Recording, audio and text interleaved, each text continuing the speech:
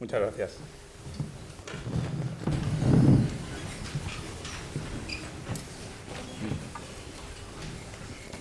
Bueno, muy buenas tardes a todos nuevamente. Nos alegra mucho tener esta participación tan grande. Hemos conseguido llenar esta sala y eso es gracias a un ponente realmente muy interesante que nos va a explicar cosas que a todos nos importan y que deberíamos saber transmitir a todos nuestros conocidos, familiares, hijos, etcétera. Para los que veo muchas caras nuevas, con lo cual diré dos cositas sobre Sociedad Civil Navarra muy breves. Sociedad Civil Navarra es una asociación que básicamente defiende los valores constitucionales, defiende la identidad de Navarra con sus particularidades dentro de España y en el marco de la Unión Europea. También apoyamos a las víctimas del terrorismo y uno de los focos que hemos puesto es el tema de la educación. Creemos que la educación es fundamental y hacemos algunas charlas en este campo para fomentar una educación que valore el mérito, el esfuerzo y una educación de calidad. Todo ello lo intentamos hacer desde la transversalidad, basándonos en estos principios. Cualquier persona que esté de acuerdo con estas ideas es bienvenida a participar en Sociedad Civil Navarra y les hemos entregado a algunos de ustedes en la entrada, a la mayoría me parece, estos trípticos donde podrán encontrar información de las actividades que realizamos y les animo a que no sean simplemente espectadores, sino que participen en el proyecto de Sociedad Civil Navarra, que puede ser o bien como amigos, que es tan fácil como dar un teléfono y un correo electrónico para recibir la información de las actividades que vamos haciendo, y si quieren ser socios, la cuota son 5 euros al mes, con lo cual tampoco no es un dispendio, ¿no? Bueno, pues esto es un poco lo que es Sociedad Civil Navarra, y hoy tenemos el placer de contar con Javier Andreu Pintado, que es catedrático de Historia Antigua y es director también del Diploma de Arqueología de la Universidad de Navarra, que nos va a hablar sobre un tema pues, de actualidad, vascones y romanos en Navarra, del mito a la ciencia. Es importante el título y es importante el subtítulo. Las dos cosas, como veremos en su presentación. Voy a hacer una breve biografía de Javier, haré algún comentario introductorio sobre algunos temas. Intentaré ser breve para que podamos escuchar a Javier. Javier, además de su trabajo en la Universidad de Navarra, es el nuevo presidente de la Sociedad de Estudios Históricos de Navarra. Estudió en la Universidad de Zaragoza y se doctoró en el año 2002. Ha realizado diferentes estancias de investigación en el Instituto de Arqueología de la Facultad de Letras de la Universidad de Coimbra y completó su formación en otras universidades como Oxford, Múnich y Heidelberg. Como docente impartió clases en la Universidad de Coimbra, en la de la Sapienza en Roma, ejerció como profesor asociado en la Universidad de Zaragoza, en la Universidad de La Rioja, en la Universidad Pública de Navarra. Desde 2014 trabaja en el Departamento de Historia del Arte y Geografía de la Universidad de Navarra, que actualmente dirige. Entre 2018 y 2023 ha sido vicedecano de estudiantes de la Facultad de Filosofía y Letras, donde es también el director del Diploma de Arqueología, como he mencionado antes. Es profesor tutor de Historia Antigua en la UNED, en Tudela y Pamplona, y es coordinador y director científico del Plan de Investigación del Gobierno de Aragón de la Fundación Un Castillo en la ciudad romana de Los Bañales, en Zaragoza. Este trabajo mereció recibir un premio, el premio Sísifo a los proyectos arqueológicos distinguidos que concede la Universidad de Córdoba. Desde 2017 era responsable, junto con el Ayuntamiento de Eslava y la Asociación Cederna Garalur, de la coordinación de las actuaciones con motivo de la celebración del centenario del descubrimiento de la ciudad romana de Santa Cruz de Eslava, en Eslava, Navarra, donde bajo su coordinación científica se han llevado a cabo varias campañas de excavación arqueológica. Sobre estos temas seguiremos, quien quiera profundizar, seguiremos hablando. Esta es un poco la presentación de Javier y permítanme que haga un poquito de historia de este póster donde ha venido, porque Javier sugirió que se hiciera... Ay, perdón, el ratón está por aquí. Este ratón... Sí. Sí, y ya está. Este es nuestro cartel, en el cual se funden la mano de Irulegui y las columnas romanas de Santa Cruz. Sobre este tema debatimos porque esta no es la primera charla, hicimos otra charla en Tudela, que fue en septiembre. En esa charla, Vascones y Romanos en Navarra, que impartió Tudela, en la fotografía solamente estaban las columnas romanas. Y Javier me dijo, tendría que haber estado también la mano de Irulegui. A nuestros compañeros del sur, pues dije, bueno, a lo mejor, no lo sé cómo lo verán, con qué ojos lo verán, pero aquí en Pamplona lo tenemos que poner, evidentemente. Aquello es zona no vascófona, esto es zona mixta y evidentemente tiene todo el sentido el hacer una mezcla y llegar a este collage, esta mezcla de imágenes. Viendo un poco lo que encontramos sobre la historia de Navarra en las librerías, paseando por una librería de un centro comercial al sur de Pamplona, me encontré con estos libros sobre historia de Navarra y uno de ellos destacaba, está en una esquina, me llamó la atención esa mano que está ahí en la esquina, y era este libro, El euskera en Navarra. Es de la editorial Mintzoa, al igual que todos los otros libros que estaban allí, todos, absolutamente todos son de la misma editorial. En este libro hay algunas cosas que dice en la contraportada que creo que vale la pena que conozcamos. Dice, la historia del euskera en Navarra parece haber dado un salto cualitativo importante con el descubrimiento de la mano de Irulegui, el primer texto escrito en un antiguo euskera llamado vascónico, dotado hacia el 75 a.C. Sobre estos temas luego va diciendo diferentes cosas. Dice, el registro poco posterior de nombres, personas, dioses, escritos con grafía latina y con una clara traducción desde el euskera actual, había sido hasta ahora un signo evidente de su alfabetización, etcétera, ¿no? Y habla de que este libro plantea que el euskera tiene su origen en las primeras comunidades agrícolas que arribaron a nuestra tierra desde los Balcanes al comienzo del Neolítico en el 5000 a.C., valiéndose de las investigaciones y conclusiones extraídas por otras disciplinas como la genética, la arqueología, la lingüística, etcétera. Se pretende demostrar de una manera sencilla y asequible para el lector los fundamentos de esta teoría, que recoge 7000 años de historia, y generar un debate siempre beneficioso para esclarecer algunos puntos todavía controvertidos sobre nuestra lengua. Y algunos otros libros que aparecen decir euskera de la prehistoria a Irulegui. Digo todo esto porque él nos va a hablar sobre Irulegui, por eso hago esta introducción.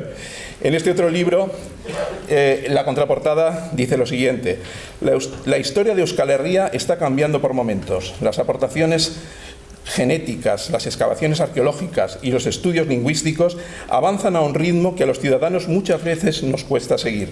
Por si fuera poco, a finales del 2022 se anuncia un hallazgo sin precedentes, la mano de Irulegui.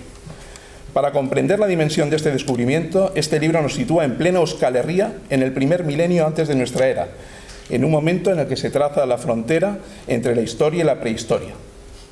Sigue, no voy a aburrirles con el resto de introducciones. Otros libros que aparecían allí en este expositor, digamos, tratan mucho sobre Baskonia. El tema Baskonia era muy importante y por eso creíamos que es importante también traerlo. Sobre estos libros de Baskonia en los siglos oscuros, dos Baskonias, hay diferentes comentarios, pero que no voy a leer. Creo que Javier va a profundizar algo en uno de ellos, Baskonia y sus reyes, y nos dará algunos de sus comentarios. Lo que es curioso es que en las librerías, no solamente en esta, en otras librerías, parece que no hay espacio para otras editoriales o a lo mejor otros puntos de vista, y por eso nosotros de Sociedad Civil Navarra también queremos dar voz a otras opiniones, y vamos a presentar en Tudela el próximo lunes un libro de Fernando José Vaquero que se titula Emboscada a Navarra, que es otro punto de vista sobre la historia. Es de la editorial Pompaelo. Pompaelo es una asociación y una peña sanferminera que además tiene una editorial, y yo les animo a que sigan un poco la pista de esta editorial y de esta asociación hermana con la que compartimos muchos proyectos, como la presentación de este libro en Tudela. Bastantes cosas que aparecen en este libro, Emboscada a Navarra, hacen referencia sobre el tema de Irulegui y las opiniones que en su momento hizo Javier sobre ese descubrimiento y sobre bueno, las precauciones en su momento antes de dar una opinión definitiva, que ahora él nos va a explicar con todo detalle. Por ello, yo ya no quiero entretenerles más. Repito, muchísimas gracias por la presencia y les dejo con Javier. Muchas gracias.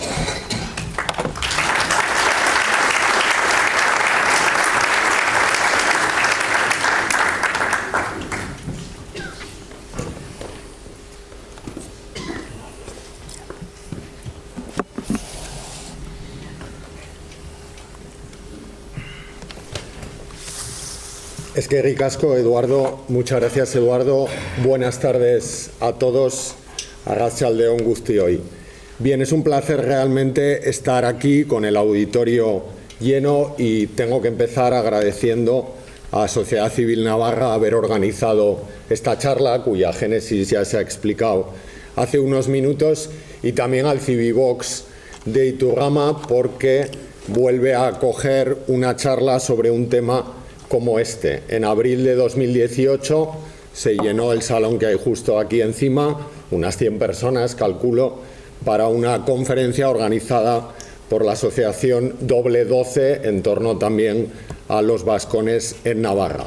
En enero de 2023, primer año después de la aparición de la mano de Irulegui, apenas unos meses después, casi un mes y medio después, la Asociación Pompelo, que ya se ha citado, organizó también aquí un encuentro en el que participó también la profesora Pérez Agorreta y la doctora García Barberena, y también se llenó la sala, incluso se quedó gente de pie.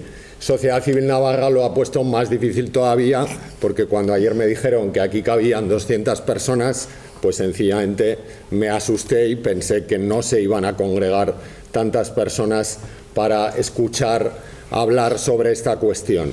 Pero es una satisfacción que sea así, porque demuestra el atractivo del tema, el interés que tiene y, en cierta medida, que en estos últimos meses, años, se ha convertido en un elemento muy vinculado a la identidad de Navarra, asumida o no asumida, discutida en algunas ocasiones, impuesta en otra, de la que pronto hablaremos. Como se ha dicho, esta conferencia es como las grandes estrellas del rock tienen bises, pues yo también en esta ocasión tengo un bis, ¿no? Es un bis del encuentro que tuvimos el 20 de septiembre en Tudela, organizado también por Sociedad Civil Navarra. Cuando yo me comprometí a repetir la charla, pues pensé que podría dar exactamente la misma, pero fui bastante optimista porque la cuestión acumula constantemente novedades. Va a ser imposible que la charla sea la misma. Hubo gente que estuvo en Tudela y está aquí hoy, así que tiene también un premio a su lealtad por venir a las dos sesiones, porque va a escuchar en esencia una línea común, pero también elementos novedosos. Y va a ser imposible en parte por esos dos elementos que tienen en las imágenes. El nuevo hallazgo, bueno, presentado recientemente, es un hallazgo de hace algo más de año y medio, de una inscripción paleohispánica en una cueva en Lanz, y también algunas nuevas publicaciones a las que necesariamente me tendré que referir, aunque Eduardo, pues bueno, ya ha aludido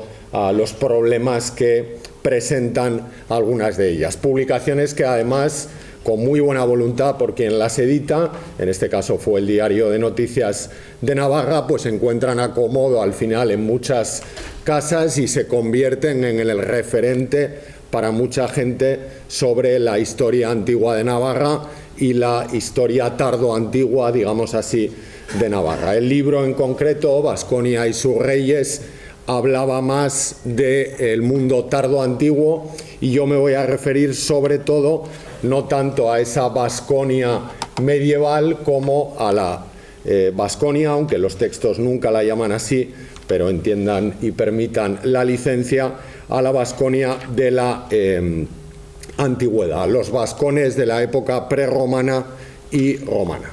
Y lógicamente lo primero que nos preguntamos, o que se preguntarán quienes nunca han oído hablar de cómo trabajamos los historiadores de la antigüedad, es precisamente eso: cómo llegamos nosotros a saber lo que sabemos. Bueno, pues lo que sabemos llegamos a saberlo con gran dificultad, porque las fuentes de conocimiento que tenemos, que son las de los historiadores antiguos, pues en muchas ocasiones no nos responden a las cosas que nos gustaría que nos respondieran, y no nos responden porque precisamente nunca lo pretendieron, por más que a nosotros nos hubiera gustado, y pondré después algunos ejemplos.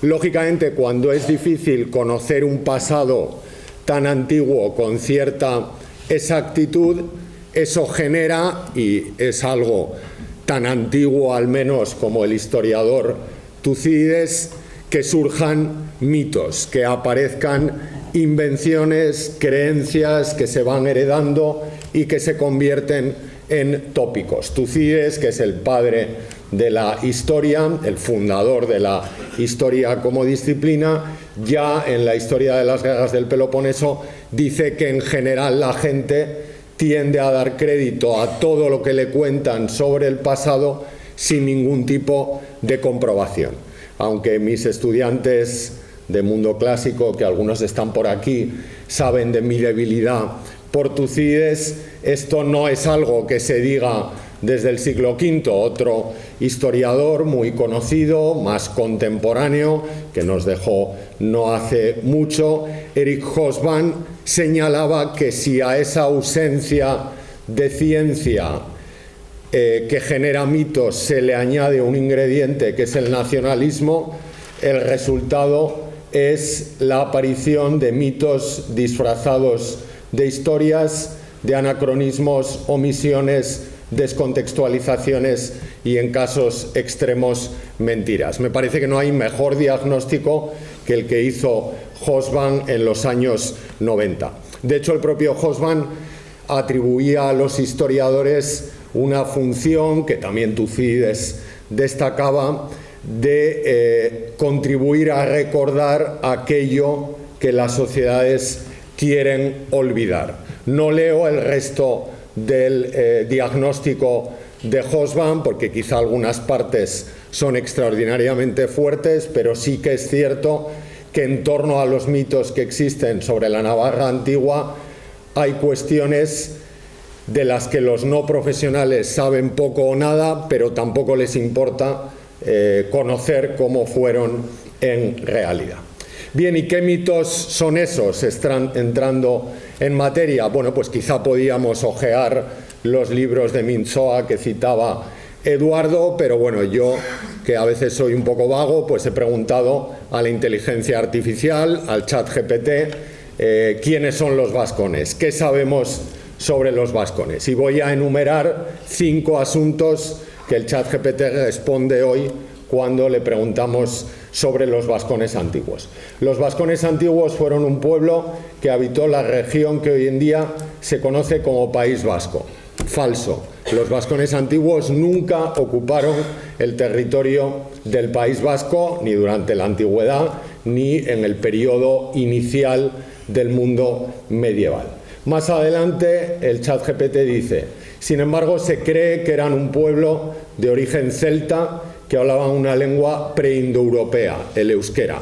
No pueden ser un pueblo de origen celta porque el elemento indoeuropeo y el elemento vascónico son totalmente diferentes. Y sabemos hoy que no solo hablaban una lengua preindoeuropea, que ahora acertadamente llamamos vascónico, hablaban también otras, luego lo veremos, y no se puede establecer esa conexión unilineal entre la lengua vascónica de la antigüedad y el euskera actual.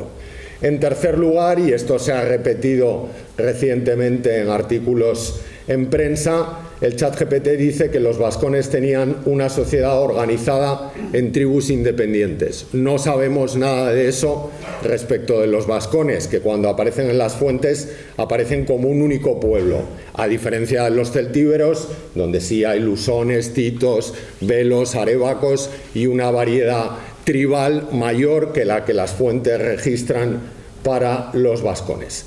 Durante la época romana, sigue el ChatGPT, los vascones antiguos fueron objeto de varias campañas militares por parte de los romanos, pero nunca fueron completamente romanizados.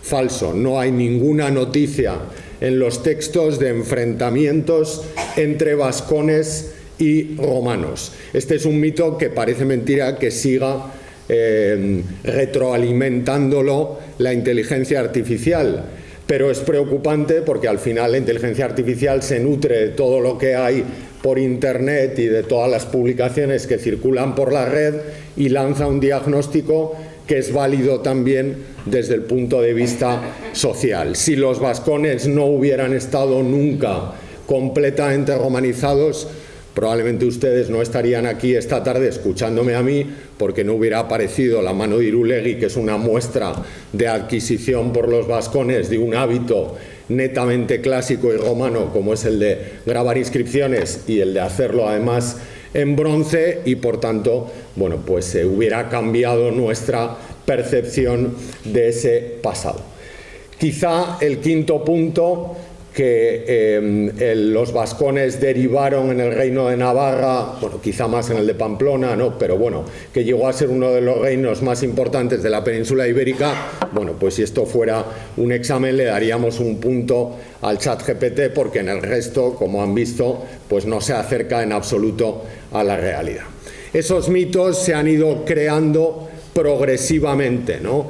En gran parte por una natural, pero no fundamentada, identificación entre vascones y vascos, y se repiten reiteradamente en la Wikipedia, de la que procede la imagen de la derecha, que parece que es una imagen suavizada de la izquierda, donde aparecen como tribus vascas no solo los vascones, sino también los aquitanos, los verones, los autrigones, los cántabros, los caristios y los bárdulos, que es una manifestación clara de un panvasquismo, como se ha dicho antes, totalmente desenfocado. También esos mitos se han ido alimentando por una cierta tendencia a proyectar la mitología vasca, que no es anterior en muchas ocasiones al siglo XVII o al siglo XVIII, a la antigüedad. Como de la antigüedad no sabemos mucho, pues seguro que ese Basajaun que aparece en los textos de la Edad Moderna o esa diosa Mari seguro que existía en la antigüedad, y seguro además que había una ninfa que se llamaba Irati y que moraba en una zona concreta donde el topónimo ha pervivido. Eso ya aparecía así en una bonita historia de Navarra en cómic que se hizo a finales de los 70, 1978, por parte de la Caja de Ahorros de Pamplona, que muchos seguramente tendrán en casa y habrán ojeado, pero se ha intensificado en los últimos años con sagas de cómic como la de Irati, luego llevadas al cine. Tampoco la política navarra y del entorno ha ayudado mucho a desmitificar, y más bien ha contribuido a enmarañar la cuestión. Para algunos, como por ejemplo Arturo Campión, en el último cuarto del siglo XIX, lo tienen a la izquierda, los vascones eran la manifestación del componente éuskaro, como él lo llamaba, de Navarra. Para otros, como Sabino Arana, más o menos en la misma época, los vascones, como los cántabros, eran los más antiguos españoles, en una construcción que Sabino Arana hacía, en la que extrapolaba el nacionalismo español al nacionalismo vasco. Y más recientemente, en los años 40, 60 del siglo XX, Jaime del Burgo Torres identificaba de manera automática a los vascones con los navarros. Ya adelanto que ninguna de las tres posturas es correcta, pero seguro que han escuchado en gran parte esas identificaciones y que muchas están incluso asumidas socialmente. Lógicamente, a pesar de las limitaciones que tienen los textos de la antigüedad, como historiadores que somos, hemos de ir a las fuentes. Vamos a intentar resumir qué dicen los autores antiguos sobre los vascones. Bien, la primera mención a los vascones es de un historiador. Muchas veces no tenemos testimonios de historiadores, son alusiones de poetas o de geógrafos que tienen un foco diferente, pero la primera es de un historiador, Tito Livio, que escribe en el Cambio de Era y que habla de la presencia de un Vasconum ager, un campo de los vascones en el límite con los Verones, que sería el territorio actualmente riojano, y lo hace describiendo un acontecimiento del año 77 a.C., que es la marcha de Sertorio, devastando los campos de varias ciudades en torno al Moncayo, para entendernos, tanto en la provincia de Zaragoza como en la actual Navarra como en La Rioja, buscando llegar a su ciudad aliada, que era la ciudad de Calagurris, la actual Calahorra. Hacia el cambio de era, pero más ya en la época posterior al emperador Augusto, en época tiberiana, escribe un geógrafo, Estrabón, que el ChatGPT decía, aunque no lo hemos leído, que es el primer autor que habla de los vascones. En realidad el primero es Livio, con lo cual habría que poner otro fail al ChatGPT en ese examen al que le estamos sometiendo en el inicio de la charla. Estrabón, lo tienen subrayado, sitúa a los vascones hacia el interior de la Jacetania y hacia el norte, y menciona dos ciudades que les pertenecen, por así decirlo. La ciudad de Pompelo, como si dijésemos, hace una traducción del topónimo, que es un topónimo híbrido entre el nombre del fundador y el elemento ilu, que significa ciudad, y Calagurris. Fíjense que no dice que Pompelo se llamaba Iruña, y eso lo tenemos todos súper asumido, como si fuera una verdad nacida desde la más remota antigüedad. Solo dice que es la ciudad de Pompeyo, y tampoco dice que sea la ciudad más importante de los vascones. Destaca dos, Pompelo y Calagurris, y eso tiene una explicación concreta en el marco del texto. A Estrabón le interesa que sus lectores ubiquen a los vascones en relación con dos ciudades que sus lectores saben que están vinculadas a acontecimientos importantes de la historia relativamente reciente de Roma. Estrabón escribe a comienzos del siglo I después de Cristo, y Pompelo y Calagurris entran en la historia en el marco de la guerra sertoriana hacia los años 80 y 70 del siglo I antes de Cristo, con lo cual es un recuerdo, digamos, relativamente reciente. Avanzando en el tiempo, Plinio el Viejo, que nos da mucha información, pero que no es un historiador, es un funcionario que estuvo en la península ibérica. Estrabón y Livio no estuvieron nunca, y a diferencia de eso, Plinio sí que accedió a abundante material oficial. Subraya el carácter pirenaico de los vascones junto a los ausetanos, los cerretanos o los jacetanos, y habla también de el Saltus Vasconum. Livio había hablado del Ager Vasconum, el campo de los vascones, y Plinio habla del Saltus de los vascones. Bueno, yo sé que a los estudiantes de segundo de bachillerato todavía se les enseña, y más vale que lo pongan así en selectividad, porque si no, no tendrán la puntuación adecuada, que el Ager es la Navarra de la ribera y que el Saltus es la Navarra de la montaña, y que son dos conceptos contrapuestos, y que el Saltus es donde menos caló la romanización. Bueno, eso hay que desterrarlo de nuestra creencia popular, sobre todo porque procede de dos autores diferentes, con propósitos diferentes, porque el Vasconum Ager parece una zona muy pequeña en torno a Calagurris y al límite con los Verones, y porque el Saltus hoy sabemos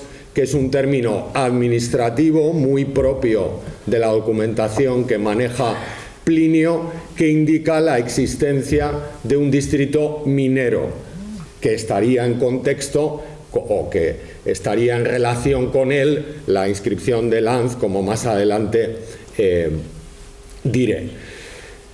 Recapitulando, por tanto, con estas menciones tenemos un ager de los vascones en torno a Calagurris, un saltus de los vascones en torno a Oyaso, la actual Irún, y tenemos dos ciudades, la Pompeyópolis y Calagurris, y más o menos una presencia vascónica en torno al ámbito pirenaico. Entrando más en la historia de Roma, en finales de la primera mitad del siglo II, Ptolomeo da una lista de ciudades de los vascones y da la impresión de ampliar el mapa cuyos datos había mostrado anteriormente, e incluye como pertenecientes a los vascones una serie de ciudades que, curiosamente, excepción hecha de Oyaso, que ya la citaba Plinio, ninguna de esas ciudades está hacia el oeste, hacia el territorio de la actual Comunidad Autónoma Vasca. Todas las ciudades que Ptolomeo sitúa en un territorio que nos parece que rompe el que habíamos visto en la diapositiva anterior, más hacia el ámbito occidental, se extienden hacia el ámbito oriental. Por ejemplo, Yaca, la actual Jaca, en la provincia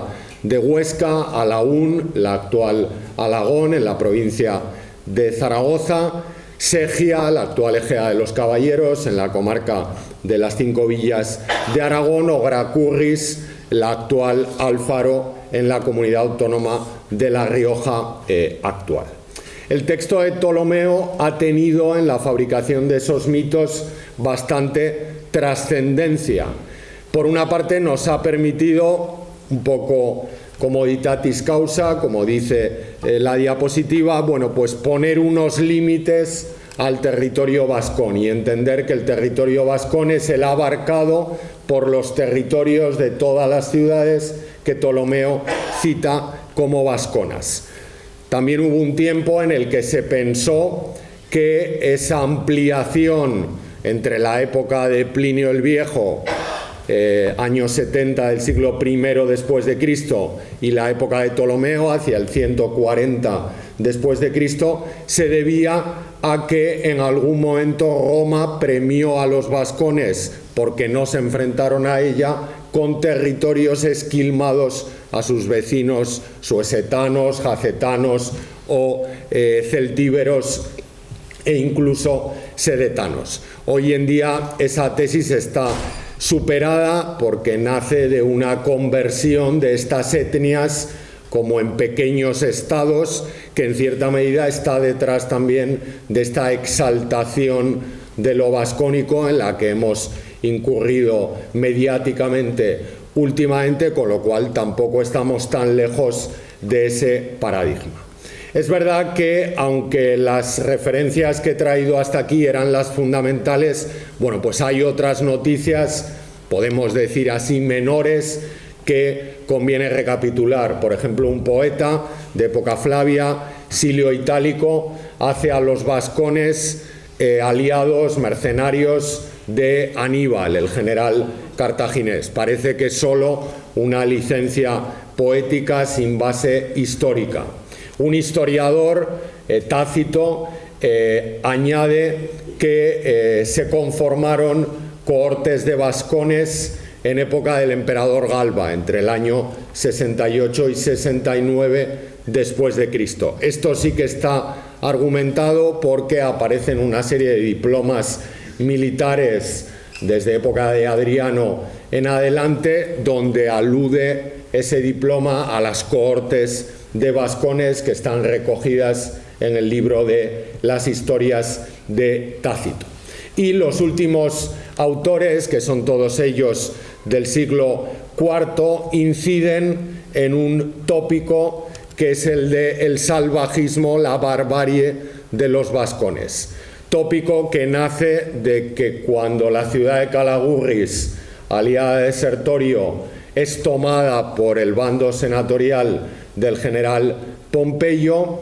Al entrar las tropas oficialistas romanas, se encuentran que los calagurritanos han practicado el canibalismo antes que rendir la ciudad, y eso debió generar un impacto muy fuerte en la cultura posterior a la década de los 70 del siglo I a.C. y apareció habitualmente en la literatura y se extendió sobre todo durante el siglo IV. Pero es verdad que esta idea de unos vascones salvajes siempre derrotados y siempre callados, nos gusta sintonizar con ella. Yo estuve hace 15 días impartiendo una conferencia sobre historia antigua de Navarra para la asociación Entre Vientos de Barañáin, y al final una señora me dijo: es que siempre que nos emocionamos con los vascones viene alguien y nos los destruye, ¿no? Porque nosotros siempre hemos sido muy aguerridos y, bueno, al final esa señora, que tenía muy buena intención, estaba haciendo suyo lo que decía el poeta Prudencio de Calahorra, probablemente sin saberlo, porque normalmente cuando hay que buscar un ancestro, pues nos gustan los ancestros fuertes, aguerridos, y si puede ser incluso con un punto de barbarie frente a un Estado que viene a imponer otro modo de vida, como pudo ser el Estado romano. Pese a que los textos que he traído aquí son muy claros: amplitud territorial del territorio vascón, carácter transprovincial del territorio vascón, me refiero transprovincial en correspondencia con provincias actuales, cero alusiones a enfrentamientos con Roma e individualización de ciudades concretas con historias concretas. No sé por qué en determinadas publicaciones hay gente que se empeña en identificar a los vascones con los navarros. Fíjense en el libro, que está muy bien escrito y en muchas cosas es recomendable, de Javier Eneriz, a la izquierda, o quien, tomando la parte y generando el todo, como el libro de Vasconia y sus reyes que citaba anteriormente, llega a afirmar, por un lado, que los vascones formaron parte de ese episodio de la fames calagurritana al unísono, no solo los de Calagurri, sino todos. Incluso llega a afirmar que el emperador Augusto tuvo en su guardia personal cohortes de vascones. Eso no lo dice ningún texto. Suetonio dice que Augusto tuvo la Manus Calagurritanorum, que es una guardia personal de calagurritanos. Parece que Calagurris era vascona, pero eso no quiere decir que la guardia personal del emperador Augusto fuera de vascones. Sabemos que su sucesor, Tiberio, y de hecho se ha manifestado en las inscripciones de los bañales, sí tuvo una cohorte de carácter étnico, pero la llamó la Cors Germanorum, en ese caso de los germanos. Si lo que hubiera tenido Augusto fuera una Cors Vasconum, que no está documentada hasta época inmediatamente preflavia, hasta época de Galba, hubiera hablado de la Manus Vasconum y no de la Manus Calagurritanorum. Creo que ese tipo de afirmaciones que convierten en norma general lo que los textos dicen de forma muy clara para un lugar muy concreto, con unas circunstancias muy concretas, hay que tomarlas con más precaución. Bien, como sabemos, en cualquier caso, por la mano de Irulegui y también ahora por la inscripción de Lanz, pues hay otro tipo de documentación, quizá la principal, aunque a veces también la más compleja, para el estudio de la antigüedad. Los textos que he enumerado anteriormente sirven a los propósitos de los autores que los escriben y son fruto, por tanto, de una cierta elaboración. En cambio, las inscripciones, la epigrafía, es una fuente fundamental, mucho más primaria, para conocer a esos vascones y rastrearlos también a través del tiempo. Por ejemplo, en el año 89 a.C.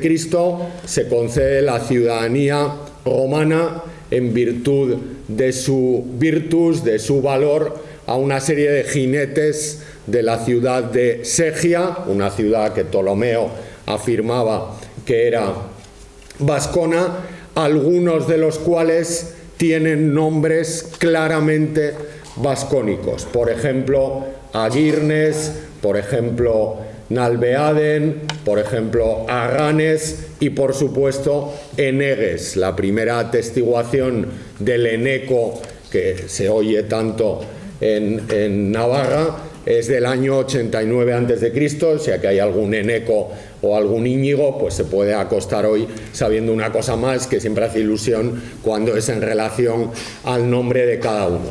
Esos jinetes de Segia y de otras ciudades del Valle Medio del Ebro no solo no son enemigos de Roma, sino que están ayudando a Roma cuando sus tradicionales aliados se han vuelto enemigos suyos, lo que implica que en torno a los años 90 del siglo I a.C., Roma tiene bases de reclutamiento de jinetes más o menos estables en un espacio que comienza en Libia, en el territorio de los Verones, la actual Errameiuri, y que termina en Ilerda, la actual Lleida, y que abraza varias comunidades del Valle del Ebro, alguna además no localizada y con toponimia netamente vascónica.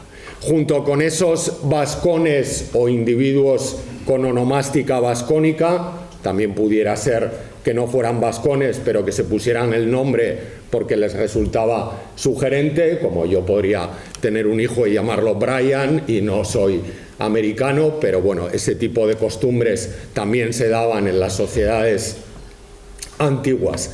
Junto a esos tenemos ya en nuestro ámbito geográfico más cercano una serie de nombres atestiguados en inscripciones ya de época imperial romana. Esa señora que se llama Calpurnia, que es un nombre plenamente latino, pero que el segundo elemento de su estructura onomástica, que es el individual, el de cuna, digamos, el cognomen se llama Urchatetel, atestiguado en la inscripción que ven en pantalla en Andelo. Ese Emilio, de nuevo un nomen romano con cognomen Ordunetzi, claramente vascónico, que además sirvió en la Legión Segunda Augusta, atestiguado en una inscripción de Muez, y también tenemos nombres de divinidades. Curiosamente tenemos un catálogo no muy amplio,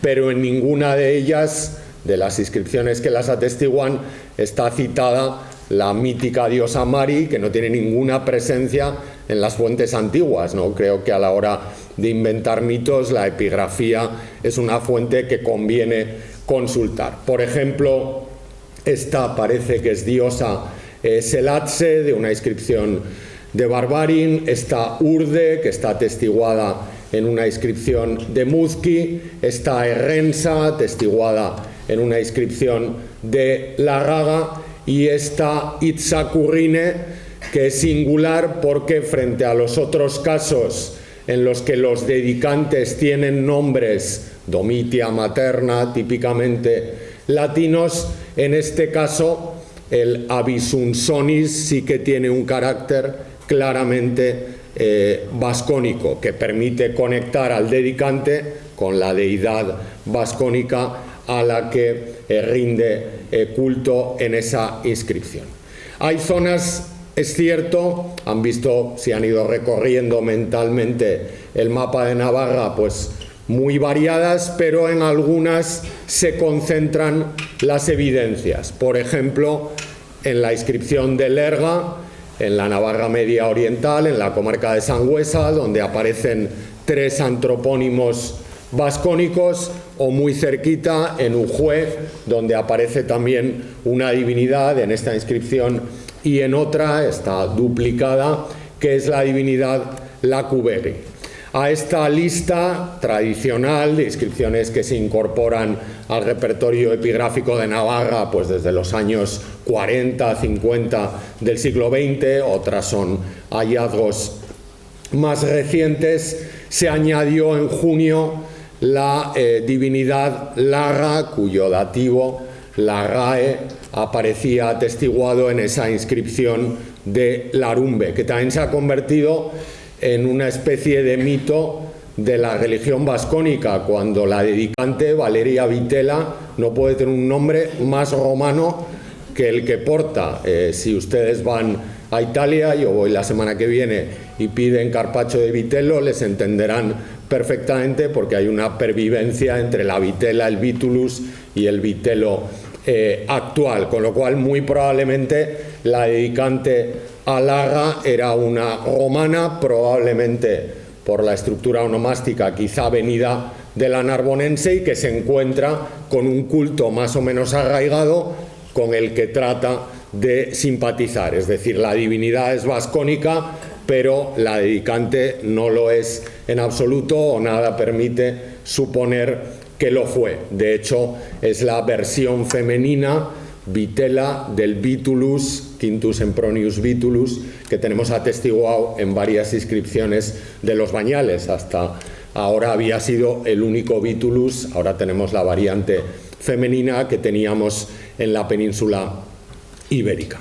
Esa concentración de nombres personales decrece absolutamente si nos dirigimos hacia el oeste del territorio actualmente navarro, hacia la comunidad autónoma vasca, pero se incrementa notablemente desde Pamplona hacia el este, con bastante concentración, tanto en la comarca de Sangüesa, ha salido antes Lerga o Ujue, como en las 5 villas de Aragón, donde tienen ahí inscripciones de Valpalmas, de Sálava y de Sofuentes, pequeñas localidades de la comarca de 5 villas con potente legado romano, donde aparecen también nombres netamente vascónicos, a cuyo catálogo también se ha incorporado recientemente una serie de nombres en el límite entre Navarra y la provincia de Huesca, en la Jacetania, en la excavación que la Universidad de Zaragoza está llevando a cabo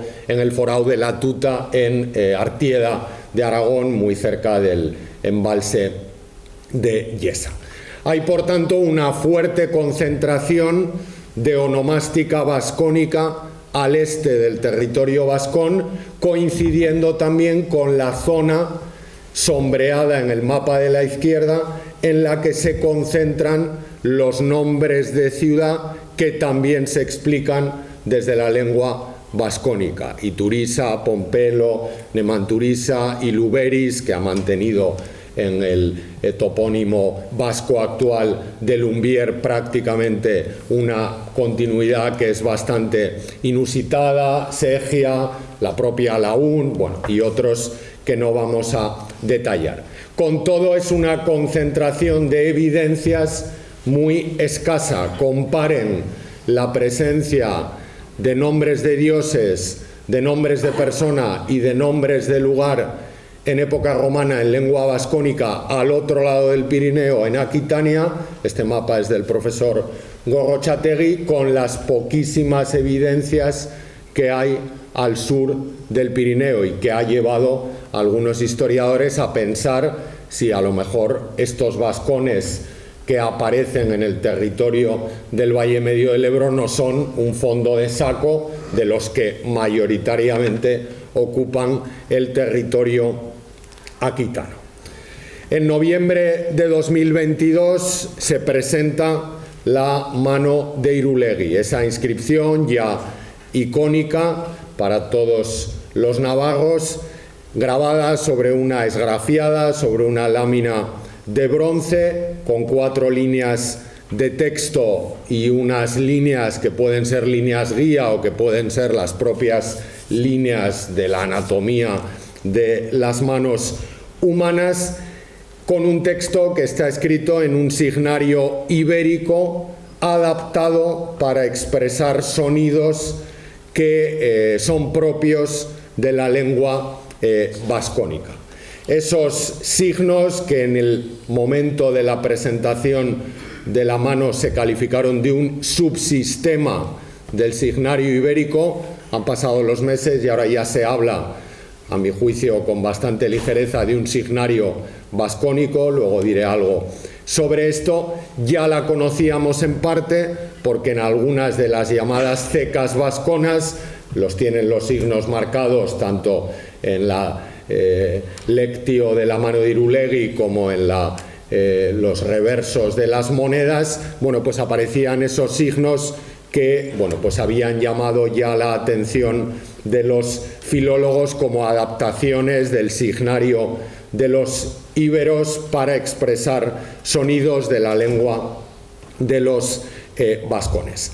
La mano debió estar colgada como elemento protector o de buena fortuna en una vivienda del oppidum de Irulegui, que fue destruido en el contexto de las guerras sertorianas, más o menos a la vez que Pompeyo fundaba Pompelo y que Sertorio cruzaba el Ager Vasconum para dirigirse a Calagurris. No sabemos con exactitud en qué año concreto se destruyó el oppidum de Irulegui.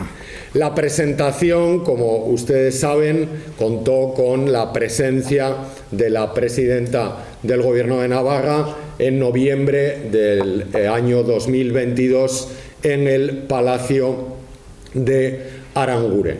Hay que reconocer, y lo digo sin ningún tipo de colmillo, que la Sociedad de Ciencias Aranzadi lo hizo muy bien, porque estudió la mano concienzudamente, la dio a conocer cuando había una cierta intuición de lo que podía expresar y de la lengua a la que podía remitir, y la presentó a pocas semanas de que se aprobaran los presupuestos de la comunidad autónoma y sobre todo de que se aprobaran los presupuestos del Gobierno de España, que otorgó al yacimiento de Irulegui una cifra grande que no recuerdo de dinero, porque bueno, pues probablemente Euskal Herria Bildu consiguió del presidente del gobierno esa contrapartida, con lo cual a nivel de presentación orientada a un objetivo de financiación, la oportunidad estuvo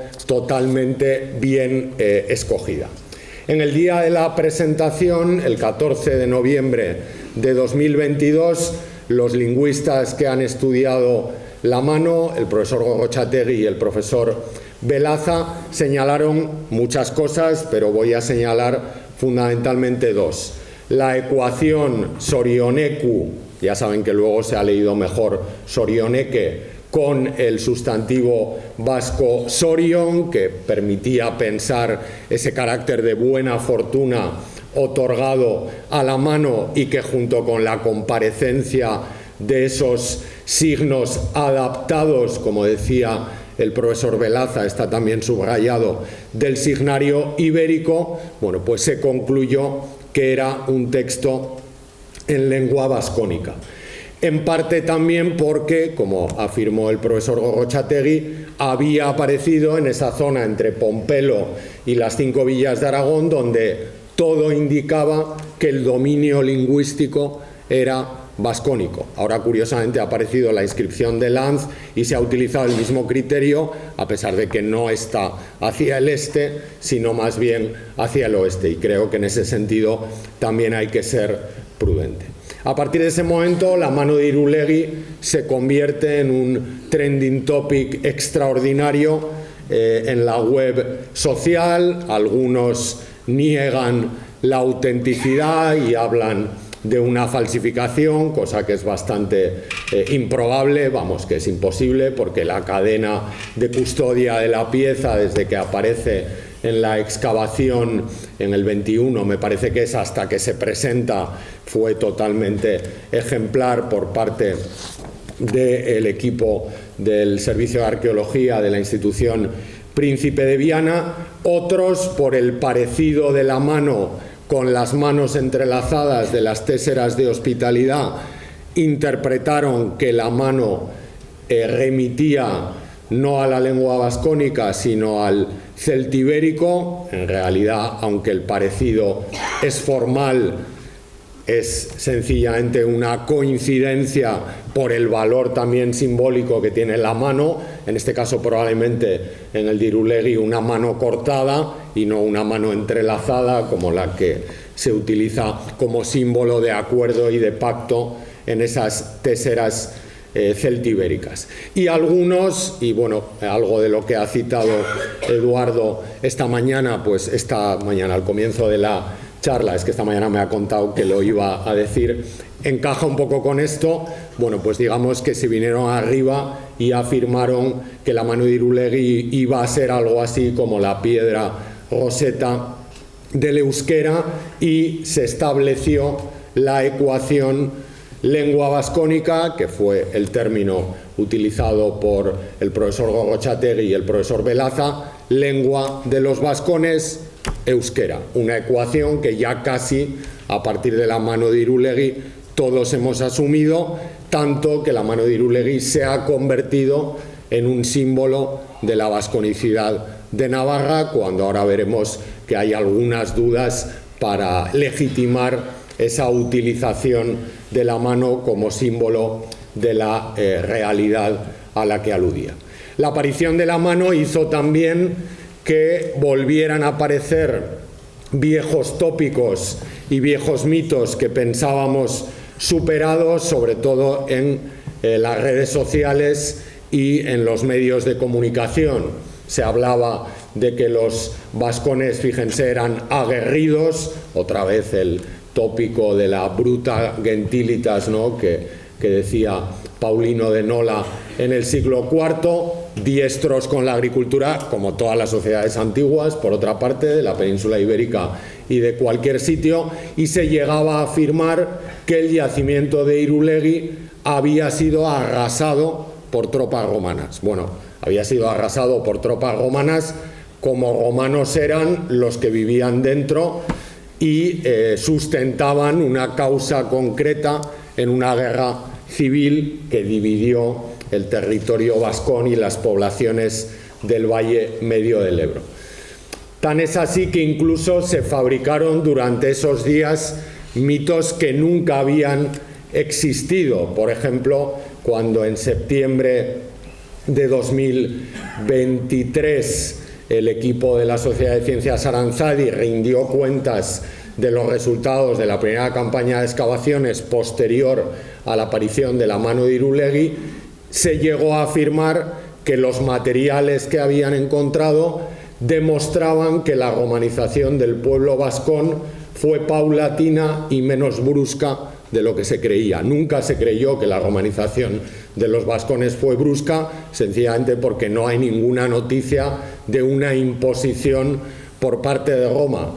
Y no puede ser sino paulatina, porque pongamos que Irulegui se destruye en el 75 a.C., más o menos antes o poco después de fundarse la ciudad de Pompelo, y desde el año 178 a.C., 100 años antes, Roma ya tenía una ciudad semejante a una colonia, no era jurídicamente una colonia, que es Gracurris, fundación de Tiberio Sempronio Graco en Alfaro, y eso era un foco de romanización a apenas 90 kilómetros de Irulegui, que hizo que paulatinamente la aculturación romana fuera calando.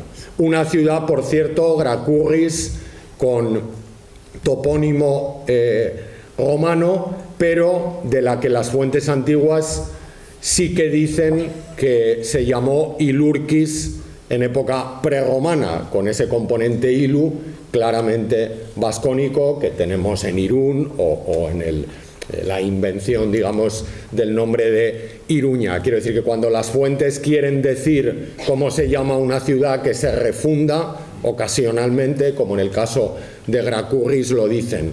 Estrabón no lo dice porque probablemente Pompeyo lo que hizo fue aglutinar una serie de poblaciones y crear una ciudad no ex novo, pero casi, a la que le dio su propio nombre, entroncándose también con ese primer caso de fundación epónima en el Valle del Ebro, que había sido Gracurris por parte de Sempronio Graco.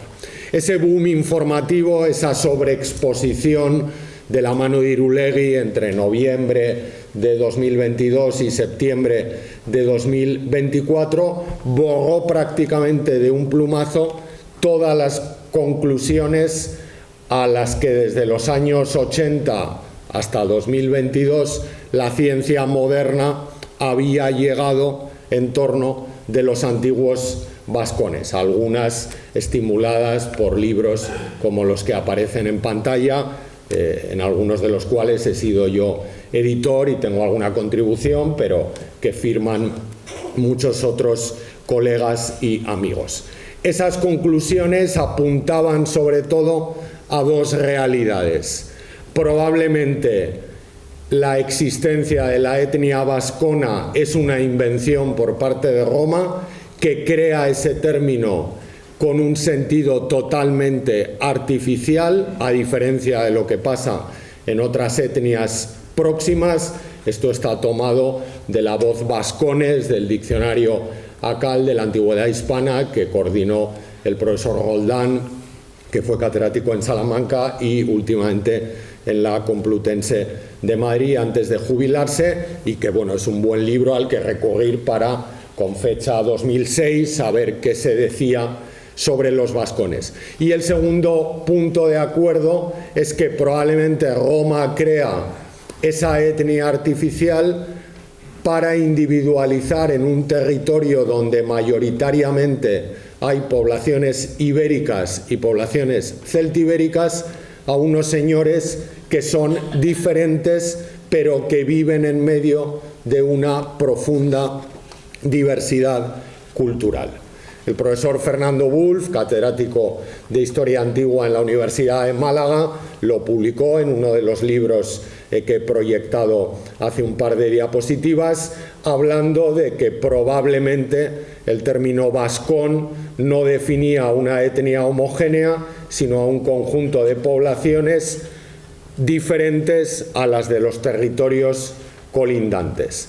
El profesor Francisco Pina, catedrático de Historia Antigua de la Universidad de Zaragoza, y lo expuso también aquí en una conferencia organizada por la Sociedad de Estudios Históricos de Navarra hace bastantes años, 2006, 2007, quizá incluso antes, afirmó que muy probablemente tras el término vascones, Roma se estaba refiriendo a una zona híbrida de población, en la que había vascones, pero también jacetanos, lusones, cerretanos, suesetanos, y el profesor Javier de Hoz, catedrático de lengua indoeuropea en la Universidad de Salamanca, afirmaba que, incluso ya ven desde los años 80, que no había ninguna evidencia para asegurar que la lengua vascónica había sido ni la mayoritaria ni la de la élite de esos vascones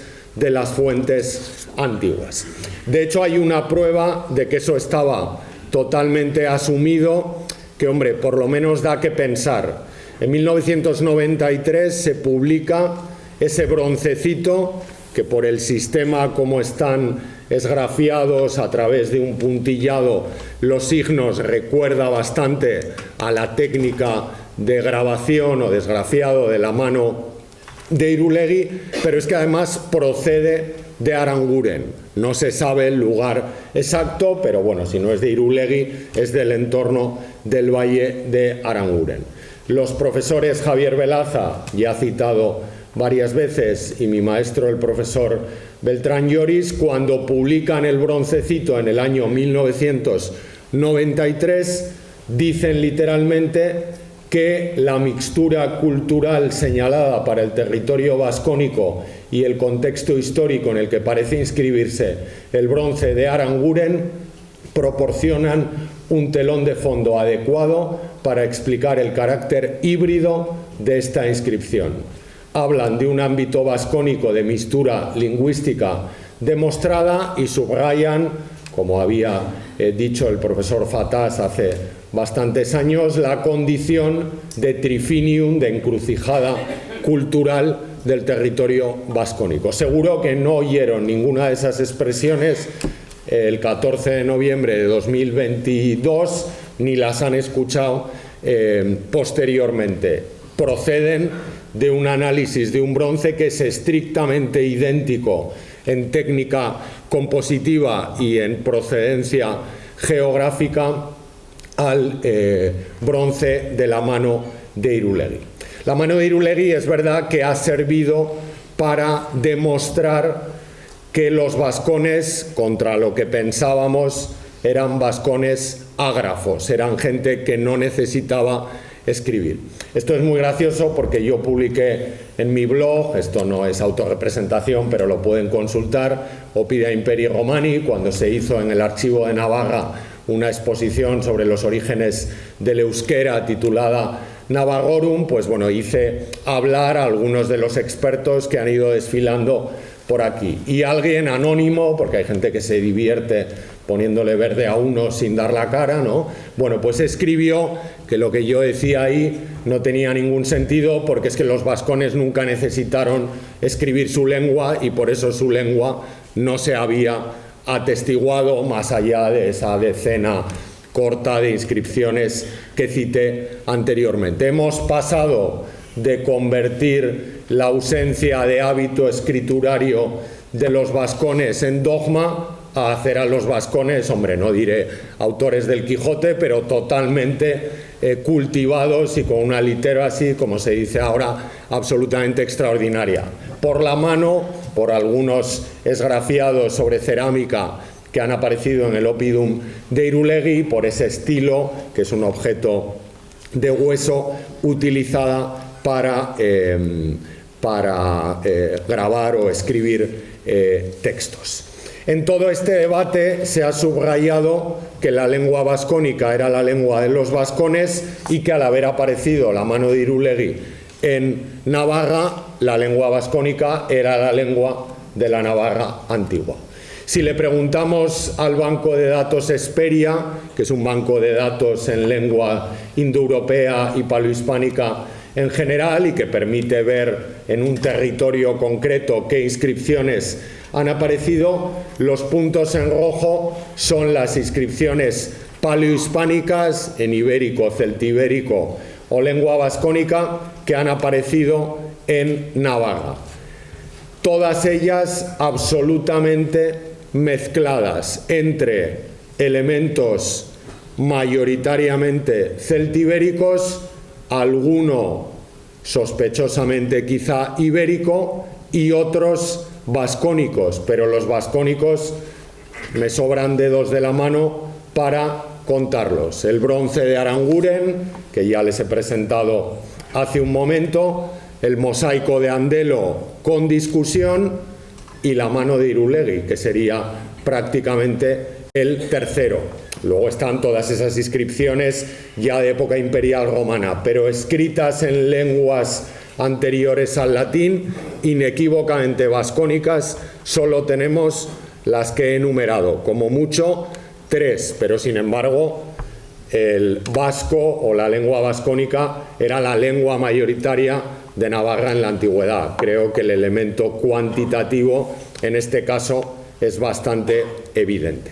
En esa interpretación que trataba de conectar lengua vascónica, lengua de Navarra en la antigüedad y lengua vasca actual, aunque el profesor Gorrotxategi no se cansó de repetirlo, hizo también en la presentación de la mano de Irulegui en el Planetario en diciembre del 22, no se cansó de repetir que conectar el vasco actual con el vascónico era como conectar el italiano con el latín, o sea que bueno, era una conexión bastante forzada. Pues bueno, en toda esa interpretación hubo algunos silencios que me parece adecuado desactivar ya para ir terminando. En primer lugar, nadie subrayó que a pesar de todo el boom de lo vascónico, no hay ningún individuo en la antigüedad que se autodenomine a sí mismo como vascón. Hay gente que se autodenomina Verona, Ilergete, Celtíbera, el propio Marcial recuerda que es nacido de celtas e íberos, y la única vez que aparece el etnónimo vascones es en la documentación oficial, en un censo de ciudades vasconas y bárdulas que se encarga a un hombre de la administración romana y en los diplomas militares de las cohortes de vascones a los que aludía anteriormente. Tampoco se subrayó que en el contexto histórico en el que se destruye el Oppidum de Irulegui, en una zona que por los textos antiguos sabemos que había vascones, porque Livio la calificó como el Vasconum Ager, y en concreto en el poblado de la Custodia en Viana, que está excavando el profesor Javier Armendariz, hay una absoluta concentración de epigrafía en lengua celtibérica. Eso no se trajo al debate en ningún momento. En una zona donde sabemos que hay vascones, porque los textos hablan del Vasconum Ager, no hay ninguna evidencia de esa lengua vascónica, ubicada más al este, según parece, de la cuenca de Pamplona por el hallazgo de la mano de Irulegui, y quizá hacia Andelo, que también es cierto que desde el punto de vista de la toponimia parece una ciudad con topónimo vascónico, como también lógicamente Pompelo. En enero de 2023, dos prestigiosas revistas, Fontes Linguae Vasconum y Paleohispánica, se hacen eco de las primeras conclusiones realmente científicas del estudio de la mano. Y el profesor Gorrochategui y el profesor Velaza incluso reconocen que cuando la presentan se dejan llevar por una serie de intuiciones que luego, porque la ciencia es acumulativa y necesariamente lenta, ellos ya en ese momento en que presentan a partir de enero del 23 a la comunidad científica de manera orgánica sus resultados, ya no comparten. Y empiezan a aparecer las dudas que se han mantenido hace 3 semanas en la Universidad Complutense, que fue sede del último coloquio de lenguas y culturas paleohispánicas, donde se discutió mucho sobre la lengua de la mano de Irulegui. En primer lugar, varía la lectura, ya no es Sorioneku, sino que es Sorioneke, lo que da a la inscripción probablemente un carácter dativo de ofrenda a alguien, quizá a esa fortuna, lo cual es absolutamente romano. La mano, no voy a insistir en esto, es una fotografía de una mezcla cultural brutal, signario ibérico, lengua vascónica aparentemente, ahora veremos por dónde van las dudas, forma de grabar en perforaciones típica del ámbito indoeuropeo, bronce que es típico del ámbito céltico, una dedicatoria a la fortuna que es típica del ámbito romano, o sea, es como meter la Navarra antigua en una coctelera y generar un objeto icónico que en cierta medida la resuma, a pesar de que todos ya la identificamos como un fetiche de la lengua vascónica. Más allá de eso, algunos reputados lingüistas dudan del carácter vascónico de la lengua en la que está escrita la mano. Por ejemplo, el profesor Beltrán Lloris es prudente respecto de la ascripción lingüística y añade que testimonios de multilingüismo en este territorio no faltan y que no deberíamos cerrarnos a otras líneas de interpretación. Incluso el profesor Ferreri-Llané plantea que si la mano de Irulegui, en vez de aparecer en Irulegui, aparece en la Bispesa, que es un poblado ibérico de la provincia de Huesca, se hubiera interpretado inequívocamente como una mano escrita en lengua ibérica. Fíjense, por tanto, que esa ecuación ha aparecido en territorio vascón, tiene que ser vascónica, no funciona, porque el Vasconum Ager está lleno de evidencias en indoeuropeo y porque parece que la mano de Irulegui tiene más conexiones con la lengua ibérica de lo que inicialmente se pensó.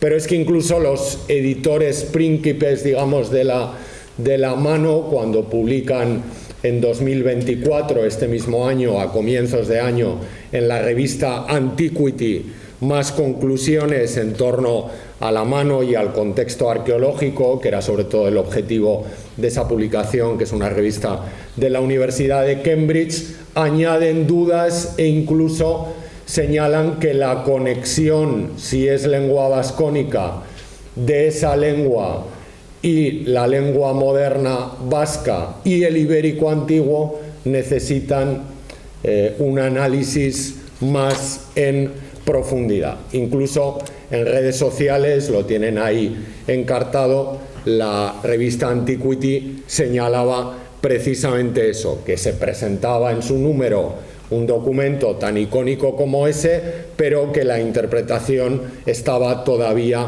bastante abierta.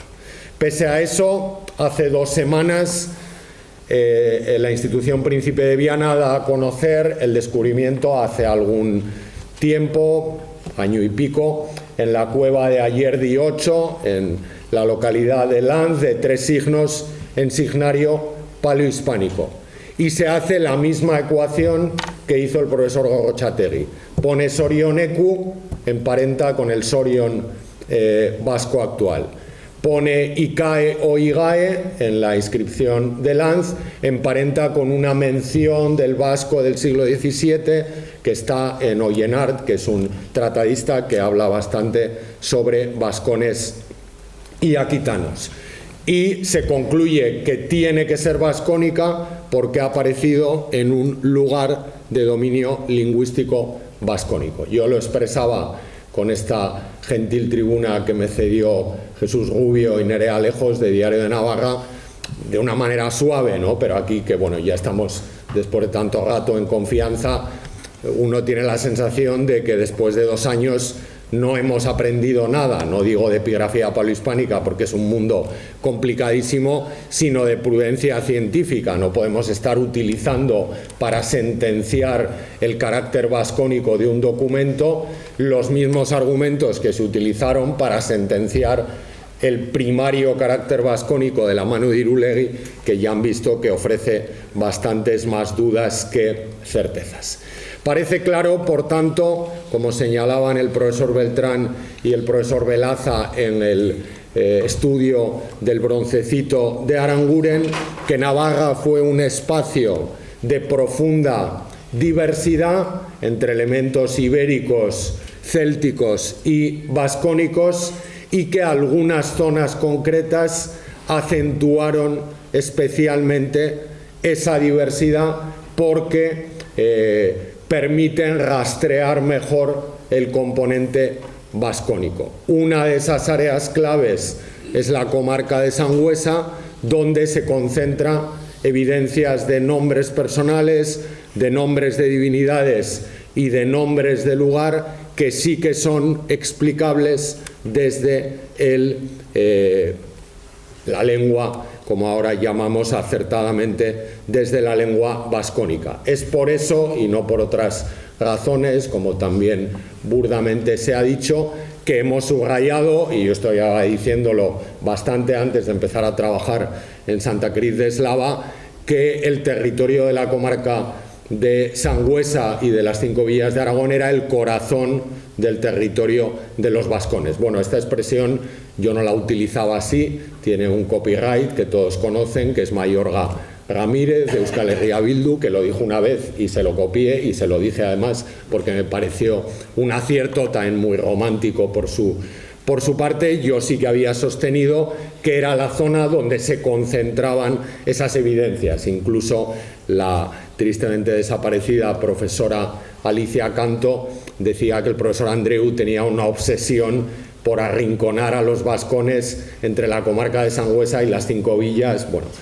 se lo perdonamos y seguro que se está sonriendo ahora mismo porque bueno, dedicó mucho tiempo también al estudio del mundo vascónico. Esa zona tiene un enclave de referencia que es Santa Cruz de Eslava. Es una zona lógicamente muy romanizada que tiene el mayor repertorio de inscripciones de época romana que tenemos en Navarra, pero como titulaba Mónica Arrizabalaga de ABC cuando publicamos el repertorio epigráfico de Santa Cruz, es una ciudad vascona o una ciudad en territorio vascón en la que no aparecen evidencias de ese sustrato vascón. Y de hecho, cuando aparecen nombres prerromanos, tanto de divinidades como de personas, remiten más bien al sustrato indoeuropeo, que sí parece ser que fue el mayoritario en esta región.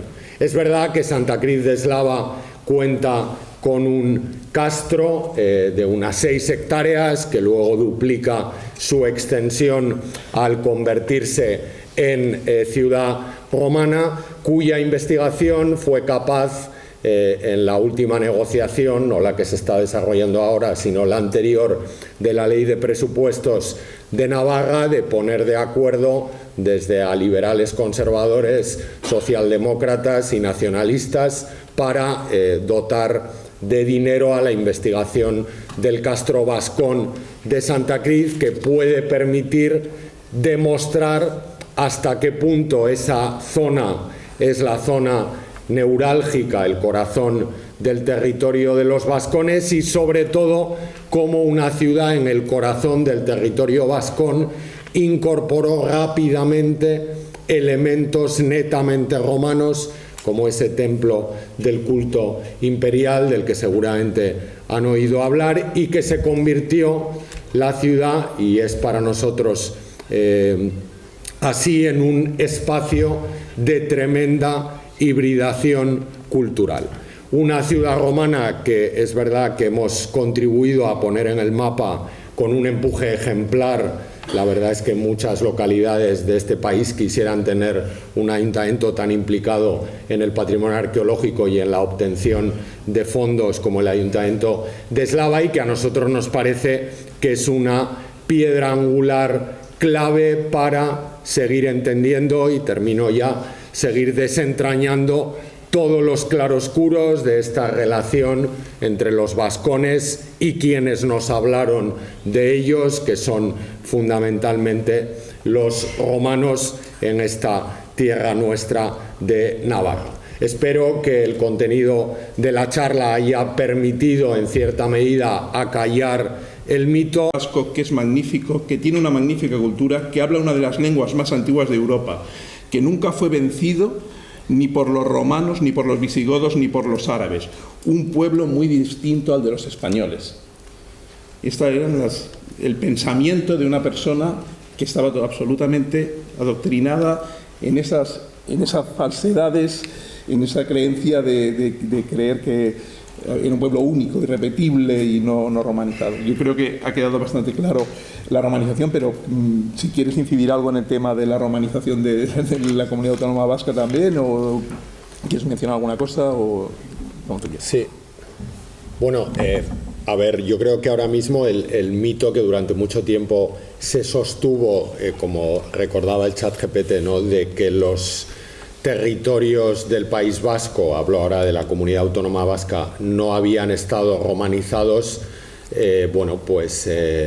ha quedado totalmente superado, pero queda un poco ese pozo de, una imposición por parte de Roma. A ver, la fundación de Gracurris en el 178, teniendo en cuenta que Roma acaba con Cartago en el 206 a.C., demuestra que la presencia de Roma en las tierras del nordeste peninsular, que es básicamente todo el corredor del Ebro, es una presencia absolutamente asentada. De hecho, la guerra sertoriana, en cuyo contexto se funda Pompelo, los calagurritanos se devoran entre sí y la mano de Irulegui se incendia en la casa en la que estaba colgada, demuestra claramente cómo en apenas 100 años las poblaciones locales tenían capacidad de tomar partido por un conflicto entre facciones políticas. Probablemente no lo verían así, lo verían en clave, digamos, más cercana, más primaria, que se había desatado en Roma entre los años 90 y los años 70 del siglo I a.C. y que después continuaría con las guerras entre César y Pompeyo. El libro de Vasconia y sus reyes, que citaba antes, también dice, un poco recuperando esa idea de la señora, aquella buena señora de Barañáin, ¿no?, de que es que siempre han venido a echarnos la zarpa, ¿no?, la mano. Pues afirma que luego César se enfrentó de nuevo a los vascones. No hay ninguna noticia en los textos antiguos sobre eso. Hay noticias de resistencia de los aquitanos, pero son grupos culturales que los romanos tratan de diferenciar, probablemente también con fines de control del territorio y con fines administrativos, ¿no? Desde luego, yo creo que el ADN de Navarra es plenamente romano, también porque creo que el territorio actualmente navarro es una miniatura de esa mezcla étnica celtibérica, ibérica y con el añadido vascónico, que en muchas zonas fuera de la nuestra pues no se atestigua, que demuestra muy bien la capacidad que tuvo Roma. Ahora no me acuerdo, el profesor Sánchez Hostiz, que está aquí, sabrá de quién es la frase, de hacer una patria común desde gentes, desde naciones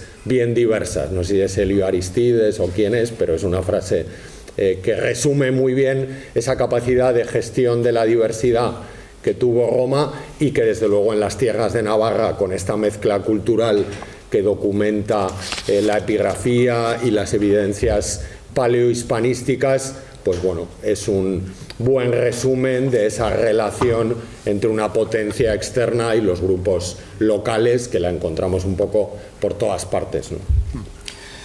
Y no sé si se oye este. ¿Se oye? ¿Se oye ahora? ¿No? Pues probar, seguiremos con ese entonces. Ahora sí. Otra de las cosas que quería comentarte, has mencionado que los habitantes de Irulegui eran tan romanos como los habitantes de los destructores de Irulegui, ¿no? Y yo por lo que veo paralelismos en historias que se quieren contar, como contraponiendo a unos y otros como si fueran cosas diferentes. Yo vengo de una tierra, de Cataluña, en la cual se nos hace creer pues que lo que fue 1714, lo que fue el 11 de septiembre, fue una guerra de secesión, cuando en realidad lo que fue una guerra de sucesión y eran tan españoles unos como los otros. El propio Rafael de Casanova se consideraba como un español que defendía al rey de España, pero defendía a un rey diferente. Eran dos dinastías que luchaban por el poder, y aquí pues estás hablando de que en Irulegui podía pasar un poco lo mismo, ¿no? Sí, quizá es incluso más atractivo, porque no quiere decir que la gente que estaba acantonada en Irulegui resistiendo a las tropas, vamos a suponer que de Pompeyo, por proximidad, quizá era una ciudad que había tomado partido por el bando sertoriano, eran romanos, ciudadanos romanos, aunque había una buena presencia de ciudadanos romanos en el Valle del Ebro desde al menos el 195 a.C. y luego con la fundación de Gracurri, sino que eran poblaciones indígenas que querían ser romanas, es decir, que habían comprado la idea de Sertorio o de Pompeyo, el que fuera que negoció con ellos, de una nueva Roma en la que las provincias y las periferias tendrían presencia. Entonces estaban jugando a la emulación, al querer ser romano sin serlo, que es la mejor manera de demostrar de qué lado estás, ¿no? Con lo cual, hombre, no eran romanos optimo iure, digamos, pero eran aprendices de romanos que precisamente fueron castigados por alinearse en un bando romano, que en ese caso, en esa batalla concreta, en esa ciudad concreta, fue el perdedor, ¿no? Porque yo creo que hay un cierto victimismo, y también en estos libros que hemos visto, ¿no? Hay toda una serie de libros ahora, una continuidad de libros sobre Amaiur, sobre Hondarribia, sobre la derrota de Noain. Todos son las derrotas frente a los españoles, y se pone así, ¿no? Se pone de esa manera. ¿Qué opinas tú de esta proliferación de esos libros? Que está bien que se conozcan históricamente, pero ¿qué te parece el enfoque de decir los españoles? ¿Crees que puede alimentar un poco ese victimismo o ese nacionalismo? O sea, eso es un error que, por ejemplo, desde Sabino Arana, esa idea de los vascones no romanizados nace en parte de un tópico que crea Sabino Arana a partir de una mala interpretación del texto de Estrabón, que es lo que se llama el vasco-cantabrismo. Sabino Arana se da cuenta de que el País Vasco está perdiendo protagonismo en la España del 19 y entonces tiene que reivindicar el territorio más español de España, cuál es, y entonces mezcla en el texto de Estrabón a los cántabros, que sí que sabemos que son el último reducto de resistencia a Roma hasta el año 15-13 antes de Cristo, con los cántabros, porque Estrabón los enumera: galaicos, astures, cántabros, vascones y el Pirineo, y entonces todos esos los mete en el saco de los que se oponen a Roma, y eso se ha mantenido de manera crítica al menos hasta los años 90, en que pues en el País Vasco las excavaciones pues en Ollaso, por ejemplo, empezaron a evidenciar que fue un puerto importantísimo del Cantábrico, perfectamente conectado con el centro del Valle del Ebro, y que de hecho la vía de la que habla Estrabón, que enlaza Tarragona con Ollaso, fue desde época de Augusto, si no desde época republicana, la gran arteria de comunicación de toda esa zona. Pero es verdad que desde el punto de vista de estos planteamientos un poco esencialistas, que lo que quieren es atribuir a pueblos del pasado rasgos que se quieren reivindicar en el presente, que esto es algo que está en la literatura y en la épica desde siempre, ¿no? Parece que uno sintoniza más con un pueblo que ha tenido un origen reprimido y que ha tenido que ejercer la violencia, que con un pueblo que lo ha tenido todo fácil, ¿no? Hasta Roma se funda a partir de un crimen, ¿no? Nos parece que siempre el derramamiento de sangre, la persecución, ese victimismo del que hablas, genera una cierta sinergia, una cierta catarsis, que para estos intereses nacionalistas es quizá más romántica, y pone el acento también más en la diferencia que en los elementos de comunidad cultural y de mezcla, que en el caso de Navarra en la antigüedad son absolutamente evidentes. Muchas gracias. Bueno, ahora pasamos turno de preguntas. Voy a pasar el micrófono. Gracias. Buenas noches, Javier, encantadísimo. Gracias, Luis. Estupendo. Vamos a ver. Como ya me conoce usted, yo estudié durante 35 años en Ibero. No ha habido nadie, en principio, que haya estudiado. Y yo le digo lo que es. Es la lengua europea occidental más importante del suroeste. Es una lengua irsénica. ¿De acuerdo? Bien. El término vascónico, ahora lo han bautizado ahora. Sí. Bien. Pues yo no había oído nunca. Eso en principio. En segundo lugar, un servidor ha analizado exactamente 2000 textos ibéricos desde hace 35 años. Sé perfectamente lo que es. Y les digo, como decía Menéndez Pidal, es mucho más vasto que el vasco. Pero no solo en sincronía, sino en diacronía. En diacronía, desde tartesos, porque yo he traducido a tartésicos, hasta, por decirlo así, el último, diríamos, batúo. Eso en cuanto a diacronía. Y en cuanto a sincronía, la mayor extensión es desde Olorón, que se llama Irugo, desde Narruna, que se llamaba Naronquen, que yo he traducido textos y plomos, pasando por Ampurias, que los he traducido yo, Iltirta, Lerida, Ilichi, Ilibarris, hasta Granada, hasta las Torres de Hércules, hasta Hispalis, y hasta la Lusitania, hasta Trasosmontes. Es decir, todo es una gran unidad, y es la lengua más antigua de Europa, escrita y culta. Eso en cuanto a lo que dice Pidal.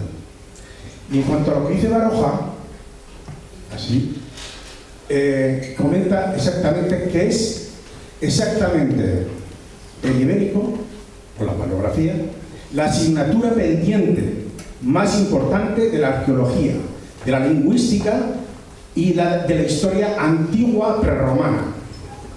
Entonces, yo si quiere, ahora mismo, le traduzco en la mano de Lore. A ver, vamos a ver. 12 o no sé si 16 eminentes doctores se reunieron en Vitoria. No lo pudieron traducir. ¿Por qué? Porque desde el euskera solamente se llega hasta las glosas emilianenses. solamente hasta el año 1000, no hay más, porque no hay nada escrito. Y si yo no veo nada escrito, si no veo un rasgo escrito, no lo creo.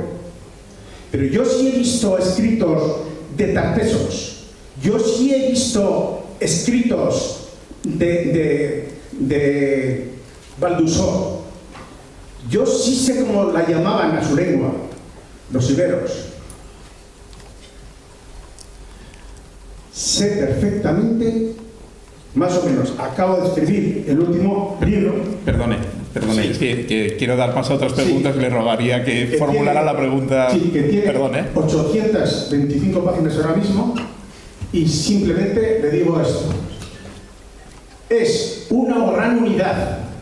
No existía, excepto tribus, porque, por ejemplo, en un segundito, solo lo último, Liquine hablarán quien Bilbilias ahí. Bilbilias dice que es vascónico. Pues no es vascónico, no puede ser. ¿Por qué? Porque Bilbilias es Bilbilis y es Calatayud y es la Certiberia.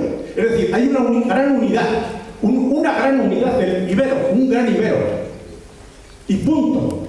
Y es la lengua europea que trasciende no solamente aquí, que es el último reducto, sino trasciende Portugal, toda la Lusitania del sur, trasciende todo el sur de Francia, que es la lengua doc, que se distingue perfectamente, que es la lengua provenzal y aquitana, de la lengua actual, perfectamente, o como el catalán. El catalán tiene su estrato ibero, como el español.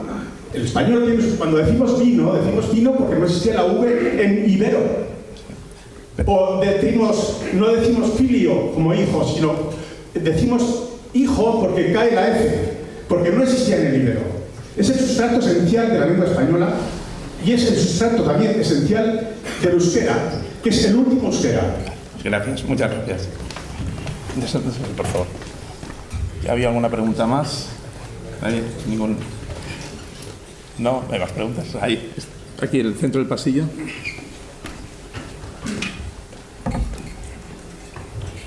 Hola, buenas tardes.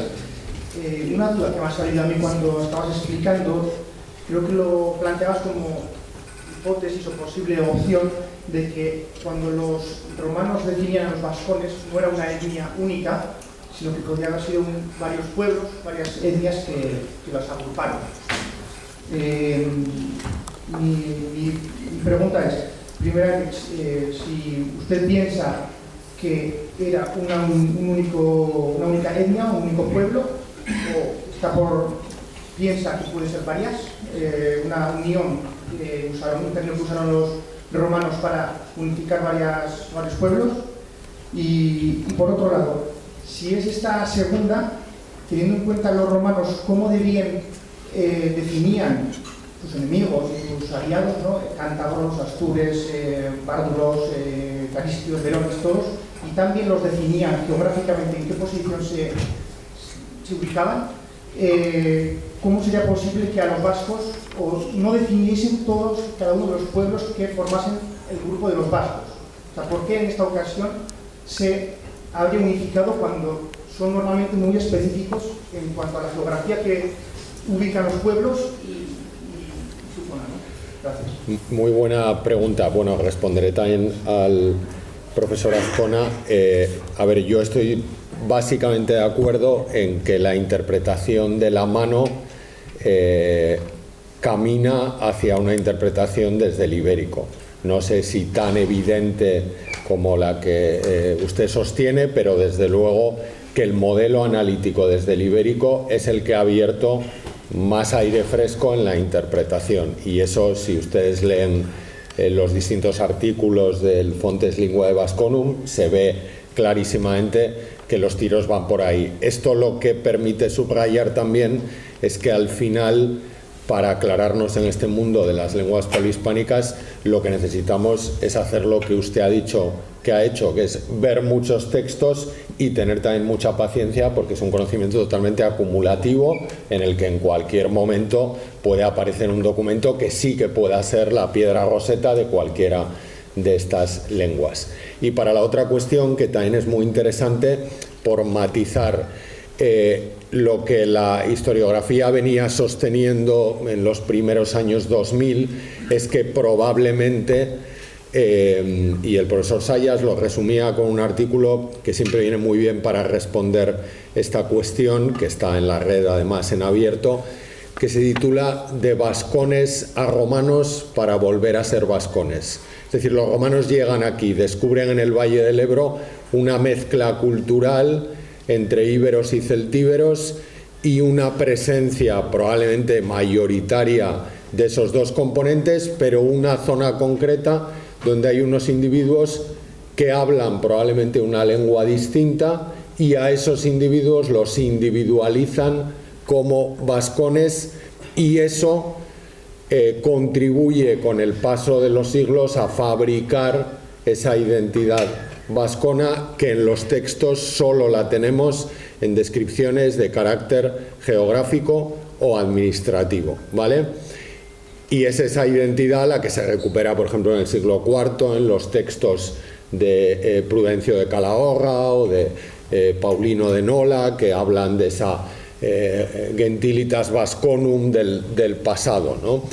Efectivamente, los romanos, cuando definían un territorio, tendían a la compartimentación, y precisamente es lo que hicieron en relación con los vascones, dotar de identidad a algo que veían desde la óptica de la alteridad. Ellos veían una cosa diferente a lo que había en el resto y le dotaron de una identidad. Pero para que nosotros hablemos de una etnia antigua necesitamos elementos diferenciales. El propio término populus o natio que utilizan los escritores latinos, o ethnos que utilizan los griegos, implica pues que haya un ancestro común, que haya una lengua común, que reconozcan un territorio compartido y más o menos exclusivo, que tengan una cultura material diferente. Pero es que si pasamos a los vascones de las fuentes antiguas sobre esos elementos, prácticamente el único que tienen, y muy elusivo, es el lingüístico. La cerámica que aparece en Santa Cruz de Eslava de época prerromana es exactamente igual que la que aparece en Bilbilis, en la Celtiberia, por citar una ciudad que se ha traído aquí a la tribuna. Es decir, no hay ningún marcador cultural que distinga a los vascones de los celtíberos o a los vascones de los íberos. Quizá más parecidos en el tipo de cerámica que utilizan a los celtíberos, que quizá eran mayoritarios, porque el ámbito ibérico culturalmente y arqueológicamente puede ser más hacia el este, ¿no? más mediterráneo. Y de hecho, cuando tienen que expresar su lengua, utilizan un signario tomado del ibérico, y además utilizan un hábito de grabar inscripciones en bronce y no en plomo, que el plomo es más bien ibérico, que es típicamente indoeuropeo. Todo eso demuestra que no tiene una cultura, digamos, autóctona que irradie, como cuando tú vas al Museo Numantino y dices estas cerámicas son celtibéricas, y vas al de Elche, que también se ha citado, y dices son claramente ibéricas. Las cerámicas de la Custodia de Viana, o de, incluso si nos remontamos al poblado del Alto de la Cruz de Cortes de Navarra de la Primera Edad del Hierro, no son en nada diferentes a las que aparecen en el Segre, en el Cinca, en el Ebro y en cualquier ámbito de nuestro entorno. Entonces se crea esa identidad que luego se explota desde un punto de vista erudito en los siglos finales de Roma, y eclosiona también porque como constructor de nación es bastante sugerente, ¿no? Y está además dotado de todos esos tópicos, bueno, pues de la aniquilación, de la imposición, del victimismo que se decía aquí, en los que, bueno, pues seguimos un poco bebiendo, ¿no? O sea que es más bien al contrario. Roma individualiza a los vascones precisamente porque se da cuenta de que tienen algo diferente, pero no lo suficientemente diferente como para que hoy podamos hablar de una etnia tan evidente como la ibérica o la celtibérica, que sí que tienen otros marcadores culturales. Solo hay uno, que a ver si alguien se anima a darle una vuelta, que precisamente la profesora Canto llegó a plantear que podía ser un elemento identitario, que son las estelas con cabezas de toro, que están sobre todo entre Aibar, Sos del Rey Católico, Los Bañales de un castillo y Farasdués. Ese triángulo, hay alguna en Ujue, que coincide con esa zona de elementos toponímicos, onomásticos y teonímicos vascónicos y que no aparecen en otros sitios. En Arellano también hay. Entonces, eso sí que permite pensar en que a lo mejor algún elemento religioso, algún elemento de manifestación cultural les hizo ver a los romanos esa diferencia, pero es una diferencia tan sutil y tan inexistente desde el punto de vista del gran marcador étnico en arqueología, que es la cultura material, que es común a las poblaciones del entorno, que se diluye rápidamente, ¿no? Pero bueno, eso pasa con los vascones y pasa con otras etnias de la península ibérica, ¿no? Recomiendo leer un libro del profesor Salinas de Frías de la Universidad de Salamanca, que se titula Los pueblos prerromanos de la península ibérica. Es un librito entre la divulgación o la alta divulgación y la ciencia, digamos, que empieza diciendo eso, ¿no? Que muchas de estas etnias antiguas que hemos proyectado en modelos nacionales, lusitanos portugueses, por ejemplo, ilergetes catalanes, celtíberos aragoneses, verones riojanos, en fin, se podría enumerar muchos más, pues bueno, muchas veces están bastante cogidos con pinzas, ¿no? Porque nos faltan marcadores culturales que den fuerza a ese carácter étnico, más allá de que a Roma le interesara, bueno, aquí están los velos, aquí están los titos, como una manera de hacerse también con el dominio del territorio. Muy bien. Bueno, una última pregunta. Bueno, dos preguntas que sean breves, por favor. Gracias. Ahora viene el micrófono. Sí, le pregunto ya. Pues ahora llega el micrófono. Aquí, la primera fila y luego dos preguntas breves y enseguida estamos. La mía muy breve. ¿Algún libro que recomiende de divulgación sobre estos temas para el que no está muy enterado? Bueno, he citado antes, así reciente, he citado antes el de Cuando fuimos vascones, de Javier Enériz. Bueno, me parece que está bien, él no es historiador, ha hecho una gran labor de documentación y bueno, permite tener en un mismo volumen, sobre todo en la parte referente al mundo prerromano y romano, toda la información disponible. Se lee bien y no incurre demasiado en el mito. Y últimamente se publicó, que yo asesoré también al autor, una novela que se llama Vasconum, que da vida un poco a las cohortes de vascones de Galba. Y las conecta además con el año de los 4 emperadores, la guerra civil que deviene en la victoria de Vespasiano. Y bueno, tiene algunas licencias que yo ya le animé a que las quitara, ¿no? Pero bueno, en fin, la creación pues es creación, no es ciencia, ¿no? Y esto es una novela, ¿no? Pero bueno, reproduce muy bien pues cómo eran las ciudades de este ámbito y es una novela que se lee muy bien. Vasconum, de Iñaki Zugarrondo, y Cuando fuimos vascones, de Javier Enériz. Y la última pregunta. Bueno, primeramente muchas gracias por la conferencia. Gracias. Y por esclarecer muchas dudas, pero por otra parte crear otras. Muy bien. Un poco lo que he entendido, ¿no? Que los vascones es un grupo heterogéneo, pongamos que es el nombre que, como lo llaman los romanos, que hay muy pocas evidencias de que tuvieran unas particularidades, ni siquiera sabemos si esas inscripciones son propiamente vascónicas o más. No, porque la perdone. Está hablando, es la última pregunta, disculpe. Poniendo, de hecho, imaginando que eran celtíberas y que por tanto, bueno, pues, hay mucha duda, pero desde mi ignorancia hay dos anécdotas que me llaman un poco la atención. Primera era uno de los caballeros que has comentado, del nombre Eneges, que puede ser el origen de Eneco, y el otro que no sé si era el profesor Gorrochategui, que comentaba que comparar la Manuelegui con el euskera actual era como el latín y el italiano. Pero el latín y el italiano hay mucha variedad. Sí. Entonces, partiendo de que tenemos muy pocas evidencias, un poco lanzarte a la piscina porque sé que es muy difícil, ¿crees que el origen del euskera actual puede venir de una lengua que pudieran hablar los vascones, o, porque es una hipótesis que no tenemos ni idea partiendo de eso, o puede ser de los aquitanos, o qué hipótesis hay para un poco irme con una idea? Bueno, hasta la aparición de la mano de Irulegui, que se acuñó ese término, también se ha dicho lengua vascónica, se hablaba más bien o del vasco antiguo o del paleovasco o del vasco aquitano, y se establecían conexiones entre el vasco aquitano y el euskera. Pero precisamente creo que la mano de Irulegui lo que ha subrayado, y lo dicen los propios editores de la inscripción en el artículo de Antiquity, es que esas conexiones entre el llamado o la llamada lengua vascónica y el vasco actual distan mucho de estar cerradas, porque es un puzzle en el que faltan, también se ha dicho, muchos años para rellenar, y hay muchos saltos en el tiempo que no los hay entre el latín y el italiano, por ejemplo.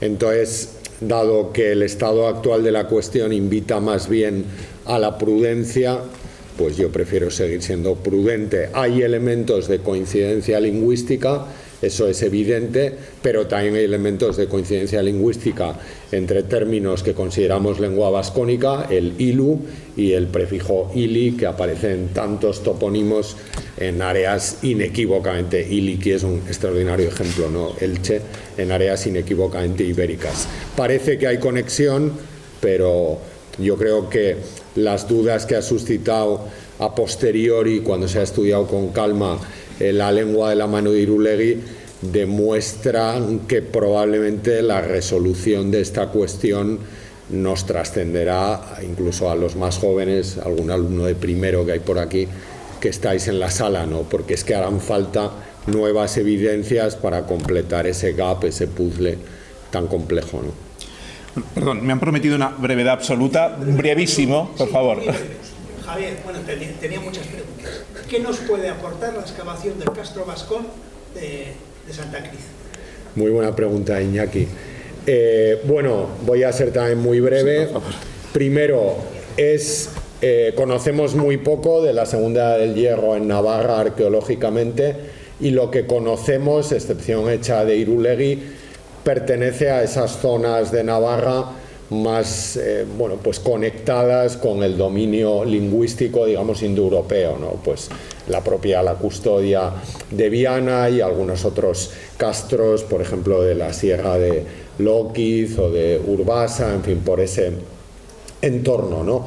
Entonces, es una buena oportunidad para conocer cómo era la vida de una comunidad en el corazón del territorio vascón, porque ahí se conjugan todas esas coincidencias, y cómo era también en un área en la que el impacto de Roma debió ser bastante temprano y fue calando hasta convertir esa ciudad de Vascones en una urbe romana con estatuas, elementos arquitectónicos conectados con la capital provincial. Entonces yo creo que en este tiempo que vivimos, en el que hay que combinar lo global y lo local, me parece que Santa Cruz es una buena oportunidad para precisamente hacer eso, ¿no?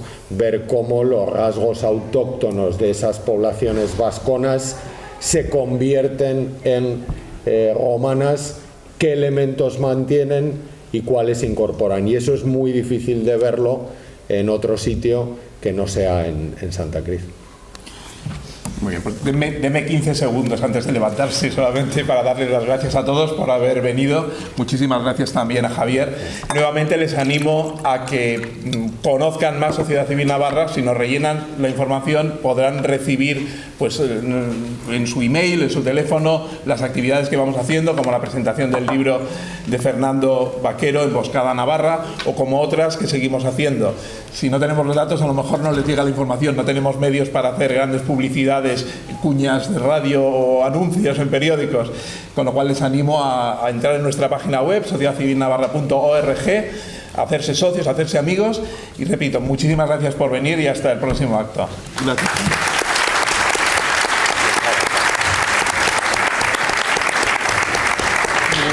Pues nada.